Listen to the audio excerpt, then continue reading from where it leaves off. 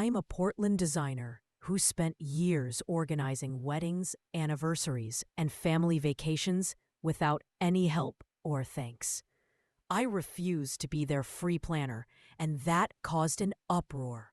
Accusations of envy, betrayal, and even stealing my ideas. But my rebellion uncovered their hypocrisy and changed everything. My name's Emily Carter. I'm 32, and I live in a cozy, slightly beat-up house on the outskirts of Portland, Oregon. My life's a whirlwind of graphic design deadlines, scrambling to pay bills, and trying to stay connected to a family that seems to see me more as a wish-granting machine than a person. I grew up in a noisy house in the Seattle suburbs where every holiday was a full-on theatrical production.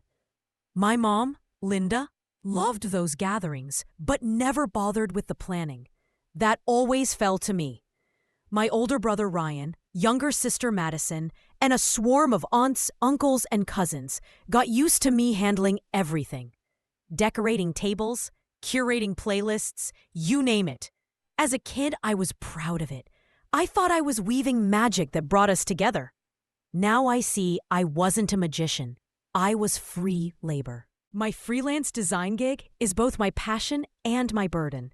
I create logos, book covers, websites, but every project's a race against time and stress. My income's patchy, and I'm often up late to meet deadlines. My house is my little sanctuary. Creaky wooden floors, walls covered with my sketches, and a tiny backyard garden where I grow lavender, tomatoes, and some basil. I've got a cat, Luna, a fluffy gray girl who loves napping on my laptop while I work. She's my only real ally on those nights when I come home drained. My family, though, never saw me as just Emily. To them, I was the problem solver, the planner, the decorator, the cleaner, all without a single thank you. I got used to the role, but over the years, it started choking me, like a dress that's too tight. It all kicked off with Madison's engagement. She was 26, dating Justin, a lawyer with a perfect smile and manners my mom called impeccable. One warm July evening, he proposed on a Seattle pier under a sunset streaked with pink clouds. The family was over the moon. Mom started dreaming of a wedding that'd be the event of the year, worthy of glossy magazine spreads. I knew what that meant. I'd be the one making it happen. It was always like that. When Ryan got married 5 years ago, I spent months picking a venue, negotiating with florists, and crafting a menu that accounted for his wife Sarah's allergies. When Aunt Carol hit 50, I rented a tent, hired a DJ, and made a slideshow of her old photos. Even the cousins' kids' birthdays. Those landed on me too. I didn't complain back then because I loved seeing people smile, hearing the house fill with laughter. But Madison's wedding was my breaking point. Madison called me the day after her engagement. Her voice was buzzing with excitement, gushing about the diamond ring and how Justin got down on one knee. But behind her joy, I caught the familiar undertone. She wanted a dream wedding, elegant, with hundreds of roses, live music, and tables groaning with fancy food. But she didn't want to deal with the planning. That job, as always, was mine. I tried hinting that I was swamped. 3 clients were waiting for mock-ups by the end of the week, but she brushed it off like my words were background noise. Mom backed her up, calling that night to remind me I always handled these things so well. Ryan, when I asked him to at least help with the budget, just laughed and said, "That's not my thing." No one offered a dime, an hour of their time, or even an idea. I was alone, facing a massive project I already knew no one would appreciate. I dove into planning like it was a bottomless pool. Nights bled into mornings as I hunched over my laptop, comparing flower prices, catering options, venue rentals. My house turned into a storage unit. Boxes of fabric swatches for tablecloths, catalogs of invitations, candles I tested to pick the right scent. Luna meowed in protest when I accidentally bumped her, weaving through the mess. I dipped into my savings for vendor deposits because Madison and Justin hadn't figured out their budget yet. I called photographers, musicians, bakers, feeling each task drain me. Mom occasionally texted ideas like, add a champagne fountain, but never asked how I was holding up. Ryan popped into the family chat now and then to ask if the wedding would have an open bar. Aunt Carol just expected me to pull off a miracle, as usual. No one thanked me. No one offered to help. I started feeling resentment, not a bright flare, but a smoldering one, like coals ready to ignite. That resentment boiled over at a family dinner at Mom's.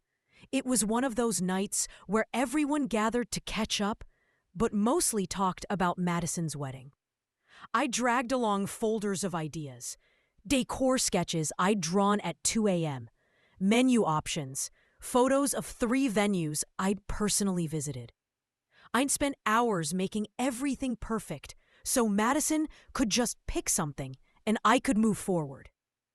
I wanted her to take on some decisions, to lighten my load. But instead of thanks, I got criticism. Madison flipped through my sketches, her lips pursed. The flowers were too plain. The venue was too boring. The menu was too basic, like a cheap banquet. Each word hit like a slap. I tried explaining they were drafts, that I could tweak things, but she wasn't listening. Mom, instead of backing me, said I could have shown more imagination, and that Madison's wedding needed to be at least as good as Ryan's. Ryan, as usual, was glued to his phone, ignoring the whole thing. Sarah, his wife. I left that dinner feeling crushed. In my car, staring at the rain pounding the windshield, I let myself think for the first time. What if I just quit? It was a scary thought, but also freeing. I pictured reclaiming my evenings, my house becoming mine again, not a wedding junkyard. I got home, poured a glass of wine, and sat on the couch, watching Luna curl up on my lap. That night, I decided I was done being their unpaid event planner. If they wanted a dream wedding, they could do it themselves. The next day, I typed a message in the family chat. My fingers shook as I wrote. I said I couldn't carry it all alone anymore. If the wedding was so important, everyone needed to chip in. Money, time, ideas. I ended with a call for teamwork and hit send, my heart pounding. I expected at least a little support, but instead, I got a storm. Madison replied first, a long, sarcastic text accusing me of being selfish and trying to ruin her day. Mom wrote that I was breaking family traditions and that she didn't expect this from her daughter. Ryan sent a shrugging emoji, which was worse than words. Aunt Carol called, saying I was over-dramatizing and that everyone helps a little. I just don't see it. I stared at my phone, feeling my world crumble. All I wanted was fairness, but I'd become the enemy. Deep down, though, I knew I was right. I couldn't keep being their savior. I resolved not to back down, but the family's pressure was brutal. Madison called almost daily, either begging me to come back or accusing me of jealousy over her happiness. Mom sent long, passive-aggressive texts, hinting I'd disappointed her as a daughter. Even Sarah, who usually stayed out of it, messaged that I was making things hard for everyone. I felt like an outcast, but something inside me hardened. I wasn't giving in. Still, just walking away didn't feel like enough. I wanted them to see what they'd lost. That's when I hatched a plan. Not cruel, but cunning. I started quietly gathering proof of all the work I'd done. I saved my sketches, emails with vendors, receipts for deposits I'd paid out of pocket. I even made a spreadsheet tracking the hours I'd spent on calls, trips, and planning. It wasn't to throw in their faces, but to convince myself I wasn't crazy, that I'd done more than anyone could imagine. Then I took it further. I called my friend Kate, who works at an event agency, and asked her to casually mention to Madison how much a professional planner costs. Kate, who always backed my rebellions against family, was thrilled to help. She called Madison, posing as a consultant, and quoted a price triple my budget. I knew Madison couldn't afford it, but I wanted her to realize the work I'd done for free. The plan worked better than I hoped. Madison freaked out. She posted in the family chat whining that everything's too expensive and no one's helping. I stayed quiet, but inside, I was cheering. For the first time, she was facing the reality I carry for years. Ryan, to my surprise, offered to chip in, but Aunt Carol shot it down, saying it wasn't her problem. Mom tried calming everyone, but her messages sounded increasingly desperate. I watched the chaos unfold from my couch, sipping wine, and felt free for the first time in ages. But I knew it was just the start. Madison decided she'd handle it herself. She announced in the chat that she was taking over, and honestly, I was relieved. I wanted her to see how much work I'd put in, to feel what it was like to be me. But instead of order, she created a mess. She booked a venue without checking reviews and found out a week before the wedding that the roof leaked and half the outlets didn't work.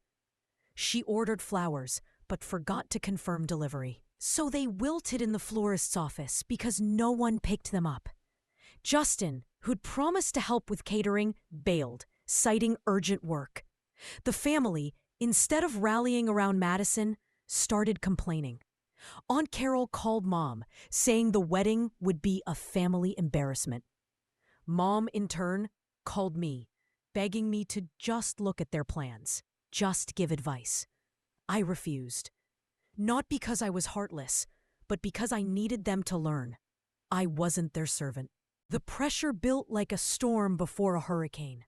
At another family dinner, Aunt Carol went full drama queen. She stood up, waving her wine glass, and accused me of sabotaging the wedding to make Madison look bad. Her words cut deep. "You're just jealous, Emily. Everyone knows you'll never get married, so you're ruining her day." I froze, barely believing my ears. It was so absurd, so unfair. I almost laughed, but inside, I was boiling. Ryan, as usual, stayed silent, staring at his plate. Sarah, to my shock, backed Aunt Carol, saying I think too highly of myself, and that no one asked me to be a hero. Mom tried to calm everyone, but her voice shook, and I could tell she blamed me too. I grabbed my bag and left without finishing dessert. In my car, I cried for the first time in ages. Not from hurt, but from realizing the family I'd held together for years never saw me as a person.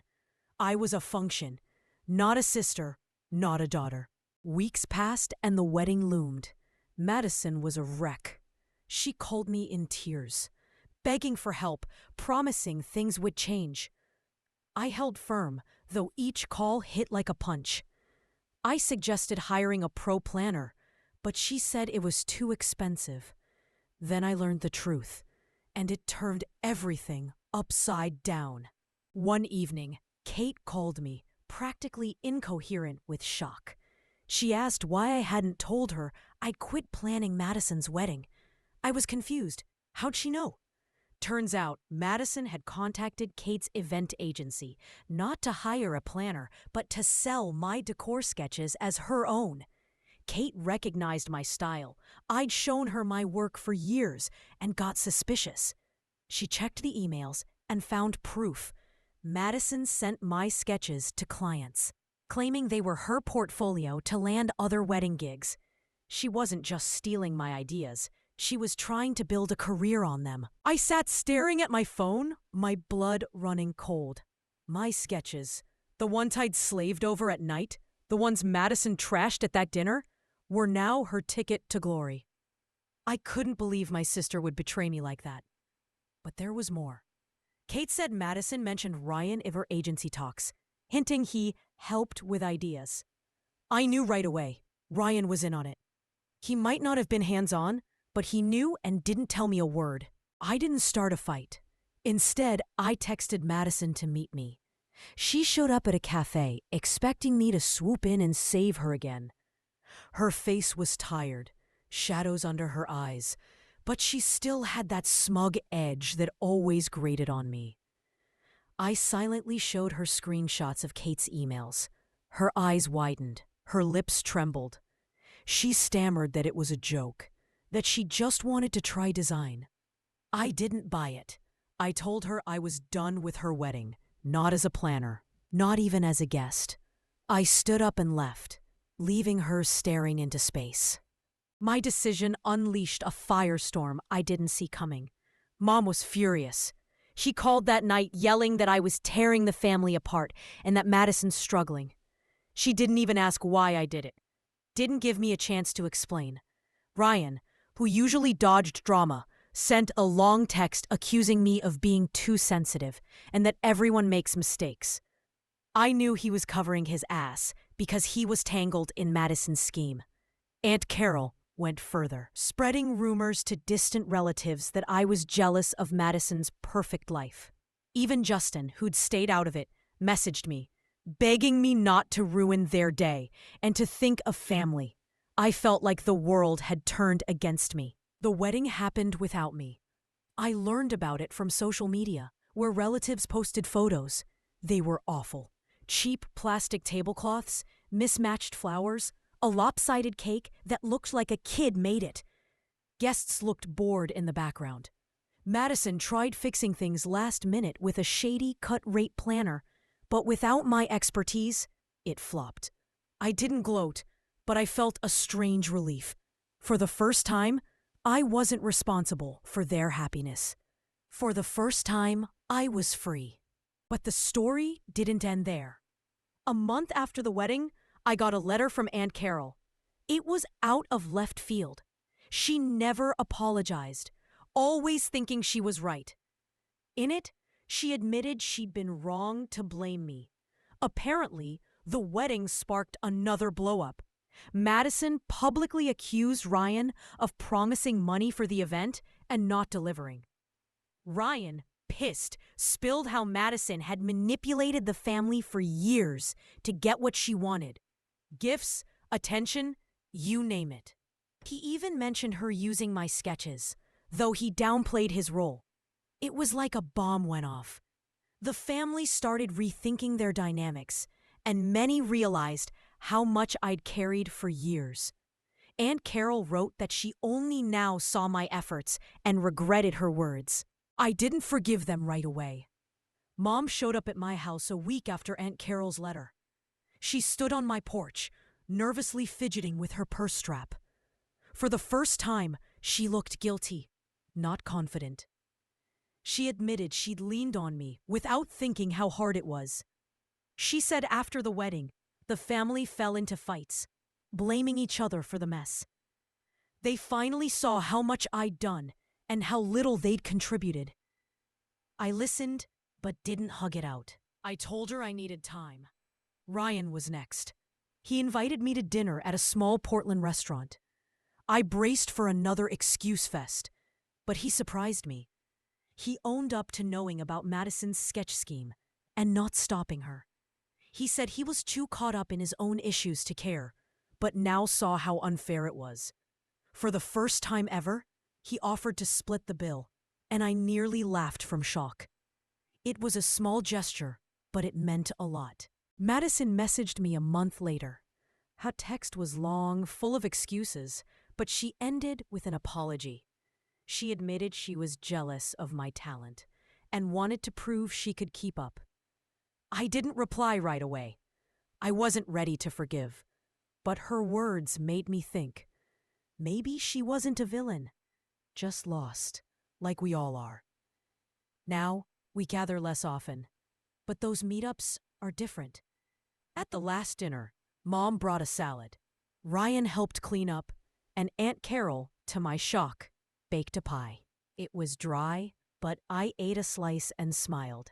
Everyone's pitching in, and I don't feel used anymore. I've learned to say no, and it's changed not just my family, but my life. I'm spending more time on myself, my garden, where the lavender's blooming like never before, my projects, which bring me joy, Luna, who seems thrilled I'm not knocking over decor boxes anymore. A couple months after the wedding, my phone buzzed with an unexpected call. It was Sarah, Ryan's wife. I always thought she was cold, distant, almost an outsider. He barely spoke to me at family dinners, sticking to polite smiles, and I was sure she didn't like me. Her call caught me off guard. Her voice wasn't its usual clipped tone. It had warmth, almost a guilty softness. She asked to meet, and though I was wary, I agreed. We settled on a coffee shop downtown, a small place with wooden tables and the smell of fresh espresso. I got there early, ordered a latte, and sat nervously shredding a napkin, wondering what she wanted. Was this another family ploy to pull me back into my old role? Or did Ryan put her up to this? Sarah walked in, wearing a simple blue jacket, her hair in a messy bun. She looked tired, but her eyes had a determined glint. We exchanged awkward hellos, and she got right to it. She said she'd watched how the family treated me for years and stayed quiet because she feared conflict. She confessed she was fed up with their expectations too. Ryan and his relatives constantly pushed her to be the perfect wife, cooking dinners, keeping everything tidy, smiling at every gathering, but never valued her efforts. She saw how Madison and Aunt Carol piled on me, how Mom guilt-tripped, and how Ryan stayed silent to avoid trouble. After Madison's wedding fell apart, Sarah realized she didn't want to be part of that hypocrisy. She said my rebellion inspired her, and she wanted to change. I listened, barely believing my ears. Sarah, who I thought was practically an enemy, was sitting across from me, saying things I'd been too scared to admit. She shared how she once tried planning Ryan's birthday, but Aunt Carol trashed everything from the cake to the decor, and Mom hinted Emily would have done better. It was her own moment of humiliation, and she got how I'd felt for years. I felt something thaw inside me. For the first time, someone in the family didn't just apologize, they understood. But Sarah didn't stop at words. She offered me a deal I didn't see coming. Turns out, she studied marketing and worked at an ad agency before becoming a stay-at-home wife. She wanted to help with my design projects, handling client negotiations, contracts, and promotion. That'd let me focus on creating, not endless emails and calls. I was floored. I braced for anything. A plea to make nice with Ryan, pressure to plan again, but not this. I studied her, looking for a catch. But her eyes were genuine. She said she wanted a fresh start, not just for me, but for herself. She was tired of being a shadow in this family, just like I was tired of being their servant. We talked for 2 hours. Our coffee went cold, but I didn't care. Sarah opened up about her life, how she gave up her career for Ryan, how she wrestled with feeling inadequate when the family compared her to me or Madison. I shared my fears, that by refusing my old role, I'd lose my family forever.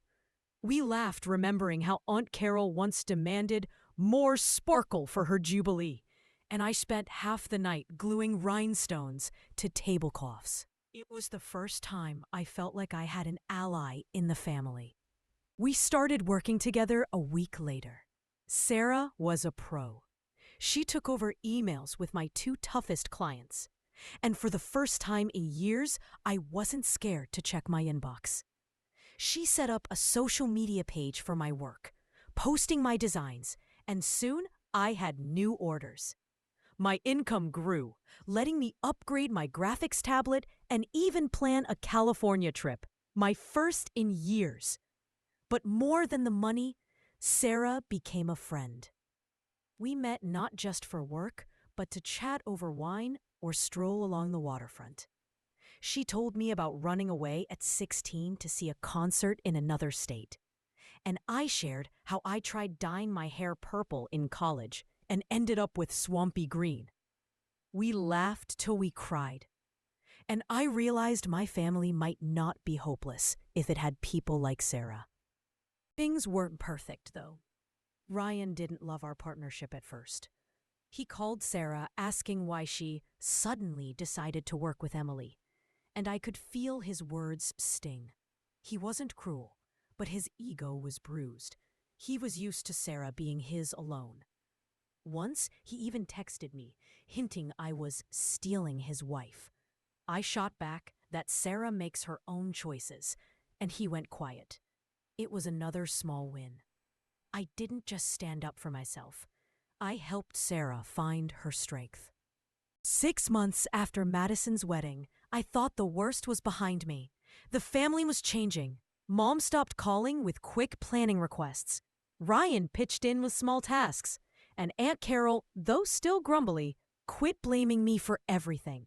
I was loving my new life, working with Sarah, tending my garden where the lavender bloomed thicker than ever, and spoiling Luna, who seemed thrilled I wasn't tripping over decor boxes. She'd greet me at the door, purring, like she sensed the shift. I started believing my rebellion didn't break the family, but made it better. But Madison wasn't done. One rainy evening, she posted in the family chat, announcing a party for her first wedding anniversary.